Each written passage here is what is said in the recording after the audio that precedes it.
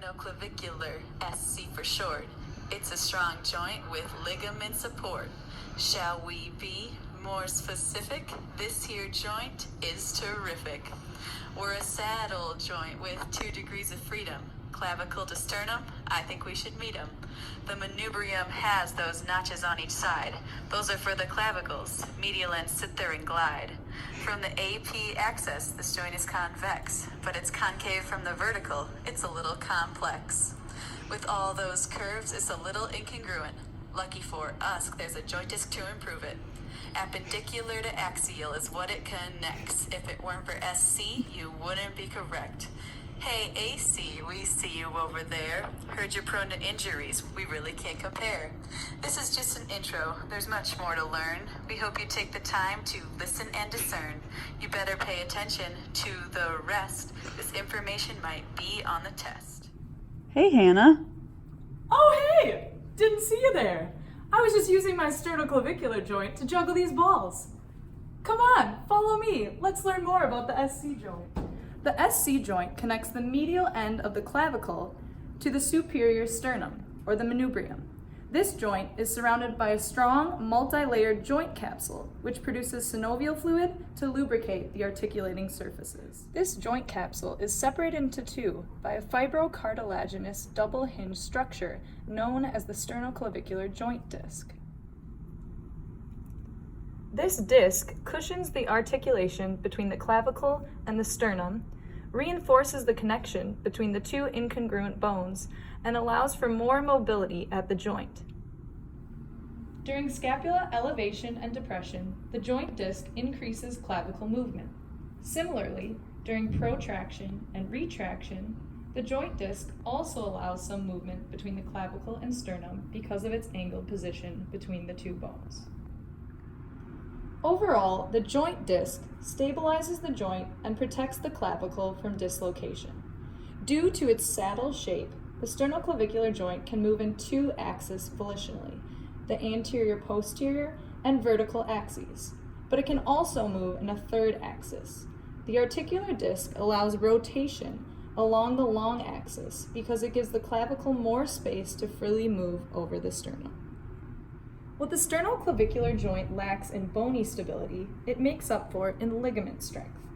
The sternoclavicular ligaments, which run from the sternal end of the clavicle to the manubrium, strengthen the joint capsule anteriorly and restrict anterior movement of the clavicle. The posterior sternoclavicular ligaments, which are slightly weaker than the anterior ligament, reinforce the posterior side of the joint capsule and control posterior movement.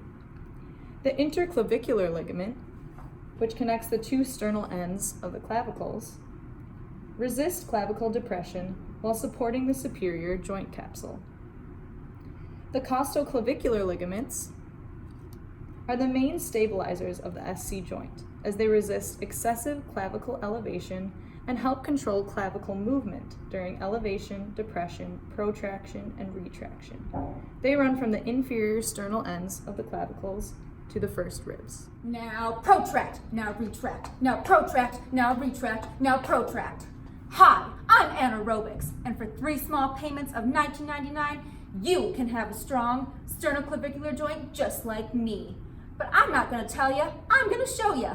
Let's go. No muscles act directly on the SC joint, but almost all actions in the shoulder will cause movement at this joint. Specifically, the SC joint mimics the actions of the scapula or the scapulothoracic joint.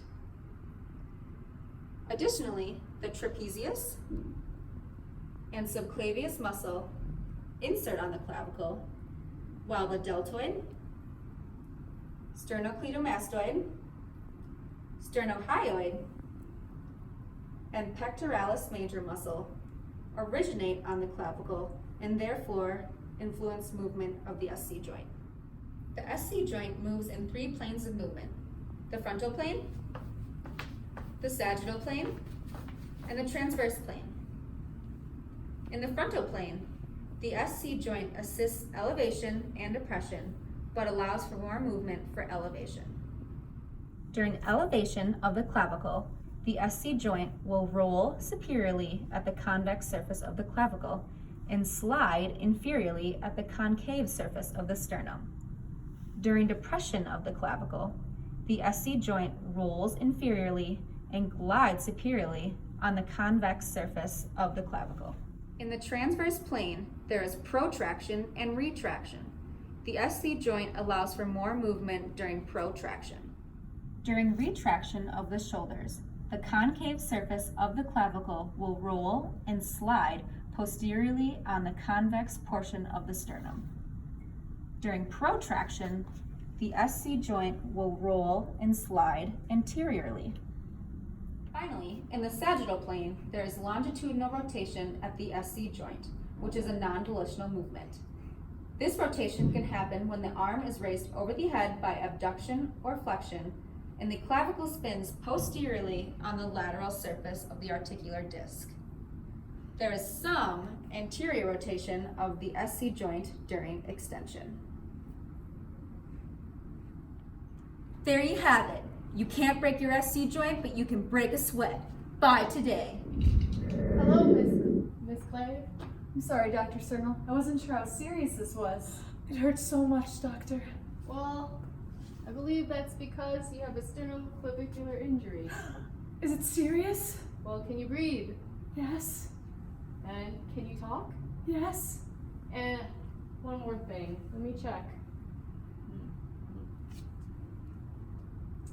It seems like your pulse is strong on both sides too.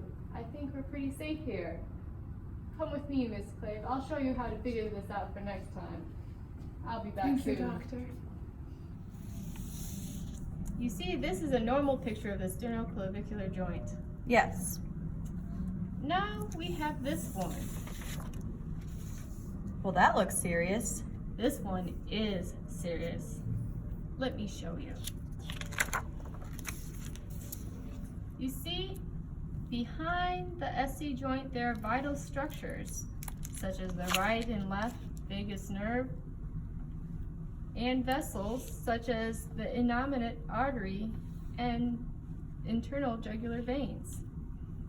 There are also vital structures such as the trachea and esophagus, which is your feeding and your eating tube. The traumatic posterior dislocation of any of these would cause damage and be life-threatening. But you told the patient that it wasn't serious. That's right, because that is not her x-ray. What? This is her x-ray. You see her internal structures are safe as the clavicle has jutted anteriorly to the joint. No, she'll be all right. Was it an atraumatic anterior subluxation then? No, that usually happens to children when they are lifting their arms over their head. This is a traumatic anterior dislocation, but it is not serious. It will heal by itself within a month. Thank you, Dr. Sternal. Now I'll know for next time. No problem, Miss Clave. Well, there you have it. SC is really cool. Keep on studying and don't be a fool. Joint, capsule, muscle movements, and injury. Now you know about SC and its anatomy. You can slide into our DMs if you have any questions. We'll surely reply with answers and suggestions. Well, it's been fun, but we really can't stay. Make sure you thank your SC joints today.